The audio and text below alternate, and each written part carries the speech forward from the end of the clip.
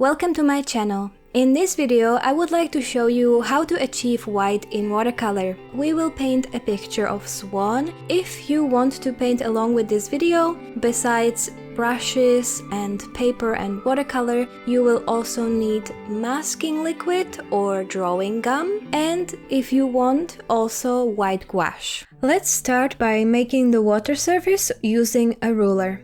Above it, on one side, place the moon. You can trace something round or use a compass to help. Inside the circle, draw a crescent. Or you can paint a full moon if you wish. Next, draw the swan. If you're struggling with the swan's shape, you can make it easier by tracing the outline of a photo with a pencil on tracing paper. I used a tablet for this, but you can also print a picture of a swan and place it on a window with tracing paper over it. Keep in mind that the sketch will end up mirrored. Flip the tracing paper to the other side and go over the drawing with a pencil to transfer the outline. Finally, refine the sketch and erase where needed.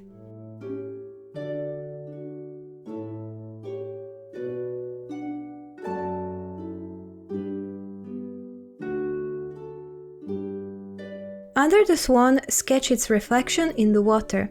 It will be wavy and distorted, so it doesn't have to perfectly match the swan's shape.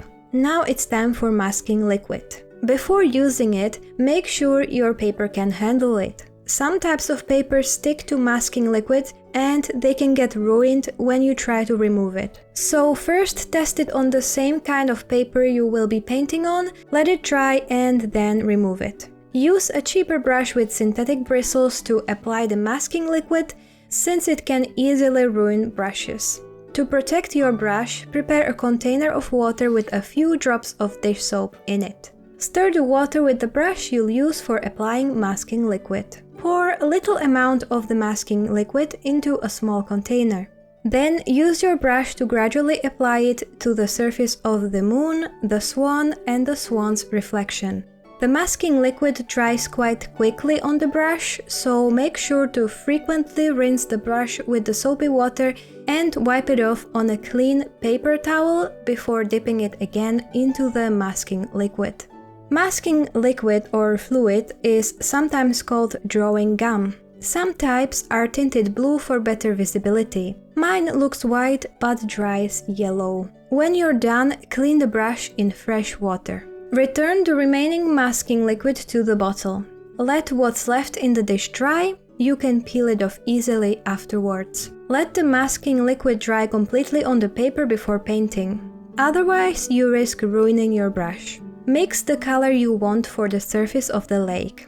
I combined cobalt blue and permanent pink to create purple. Keep a clean tissue nearby, so that you can wipe your tears if something goes wrong.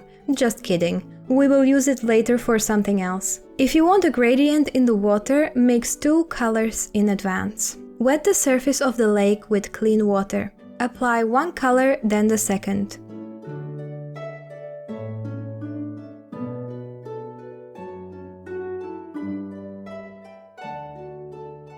Before it dries, blot some of the paint with the clean tissue here and there to create reflections on the water. You can also use this technique for the moon reflection. Once the surface of the lake dries, paint the sky. If you want to use masking liquid for the stars, cover the bottom half of the painting, put some masking liquid on a synthetic brush and flick it off by tapping it against your finger. Then let it dry. The advantage of this is that if you don't like some of the stars, you can easily remove them once they dry. When the masking liquid is dry, go ahead and paint the sky. At the end, remove the masking liquid. If you're using gouache for the sky like I did, mix your sky color. I used a mix of Prussian blue and permanent pink to create a beautiful dark blue. If you have washi or painter's tape, stick it just below the waterline to create a sharp edge between the sky and the water. Never use regular plastic tape, as it can ruin your painting. Cover the whole sky with this dark color. If the sky turns out too light or blotchy the first time, let it dry and apply another layer. You can speed up the drying process by using a hairdryer. While the sky is drying, squeeze out some of the white gouache onto a palette or plate and thin it with water to a creamy consistency. Cover the bottom of the painting with paper and protect the surrounding area, or you'll end up with splatters everywhere. You have been warned! Once the sky is dry, load the white gouache onto a square synthetic brush. Flick it against your finger to create stars until you're happy with the result. Alternatively, you can paint stars one by one with a fine-tipped brush. I, however, like the random look, even if some stars are a little bit wonky. Remove the paper that was protecting the lower part of the painting. To safely remove the washi tape, peel it slowly while blowing warm air on it with a hairdryer. Once everything is dry, you can remove the masking liquid.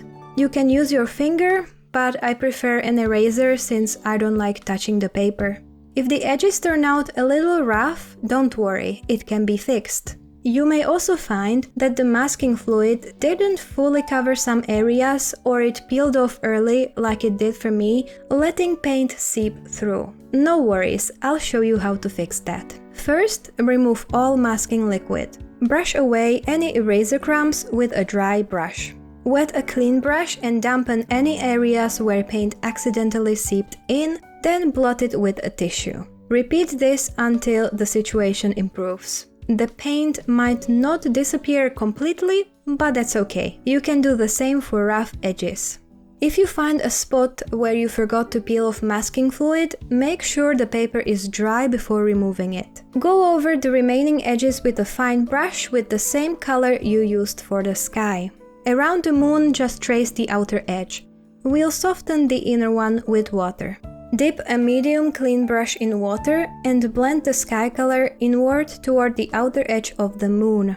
Rinse the brush, blot it, and go over the transition across the moon so no hard edge will form.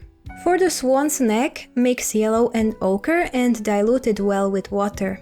Add a little bit of blue. We just want a subtle hint of color. Apply the color to the neck and soften it at the bottom with clean water. If you don't have gray in your palette, you can mix it from blue, pink and yellow. If the mix looks too purple, add yellow. If it's too green, add pink. And if it's too brown, add blue. Once the moon is dry, paint gray spots on it and blend the edges with clean, wet brush. Sketch the swan's feather edges with a pencil. Mix orange and apply it to the beak.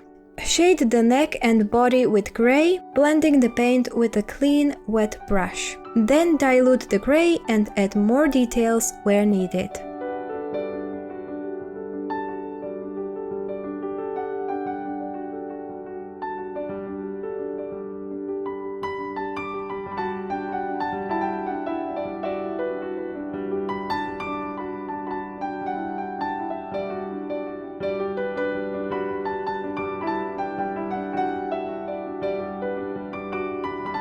Once dry, add the black parts of the beak and the swan's eye.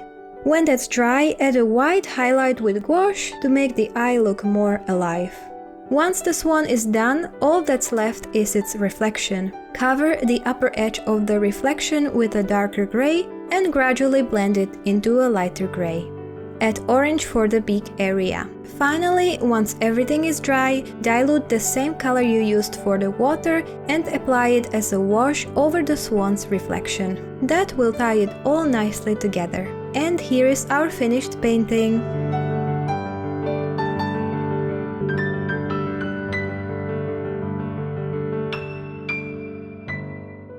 So that's it for today. If you like this video, please help my channel grow by leaving a thumbs up and subscribe for more content about painting.